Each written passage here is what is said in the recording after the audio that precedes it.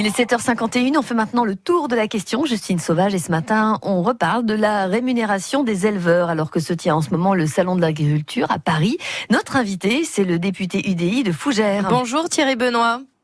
Bonjour. Merci d'être en direct sur France Bleu Armorique. Ce sujet des revenus des agriculteurs vous tient à cœur. Au moment des négociations de la loi alimentation, vous étiez déjà assez critique et en attente de concret. Est-ce qu'elle a changé quelque chose selon vous, cette loi ? L'objectif, d'ailleurs c'est dans son titre, rééquilibrage des relations commerciales, parce que le gouvernement, comme les gouvernements qui le précèdent depuis une dizaine d'années, constate un déséquilibre entre les différents acteurs, à savoir les distributeurs, la grande distribution, les industriels et les agriculteurs.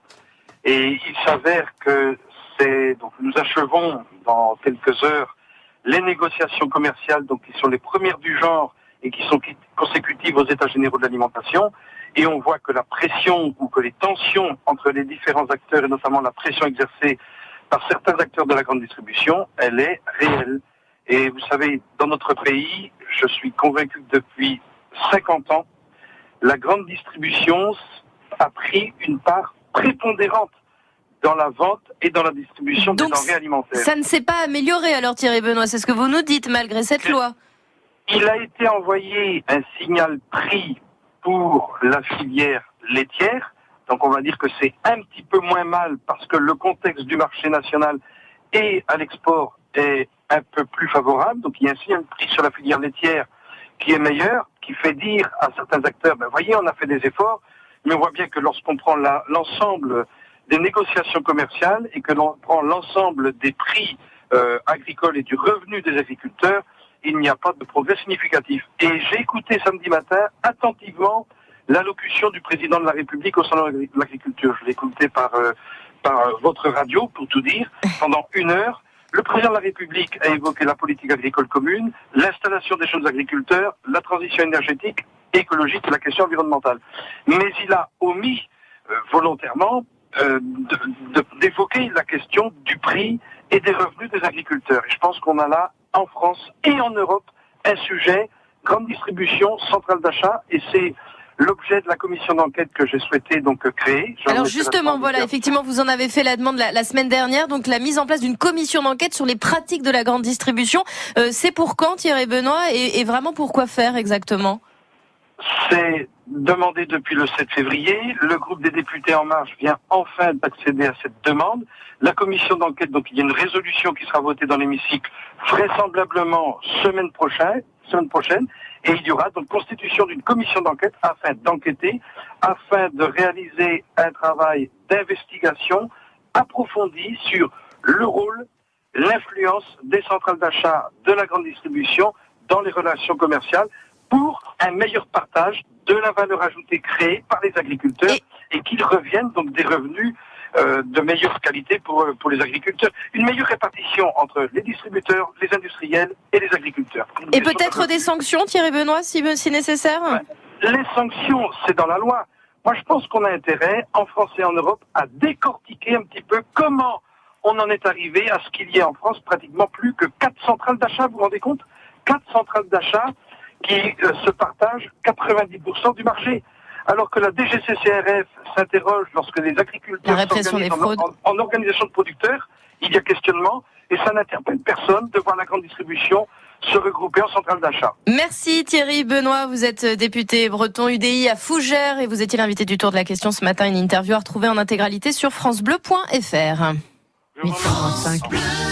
Ça vaut le détour sur France Bleu Armorique. Et je vous attends tout à l'heure à partir de 16h avec l'invité de France Bleu Armorique. Aujourd'hui, notre invité est un amoureux de la nature et de la Bretagne, au point d'avoir créé le festival Nature Armor. C'est Jérémy Alain, le festival Nature Armor qui aura lieu d'ailleurs les vendredis, samedis et dimanches prochains à Dinan. On parlera également d'une soirée concert à Bruc-sur-Aff en Ille-et-Vilaine qui aura lieu samedi avec 4 groupes du rock celtique, du rock, de la chanson française et de la soul. Et puis la chanteuse basque Anne Etchegoyen nous présentera son concert de dimanche à Airéal dans les Côtes d'Armor. Tout à l'heure, à partir de 16h, vous saurez tout sur la Bretagne qui bouge. Ça vaut le détour sur France Bleu Armorique. Et c'est avec Yann Brialix. Journée spéciale sur France Bleu.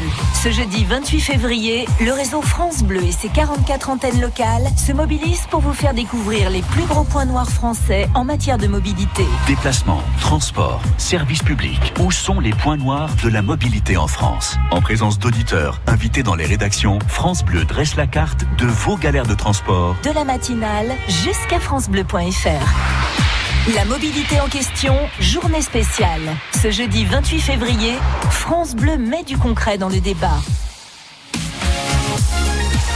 France Bleu Armorique.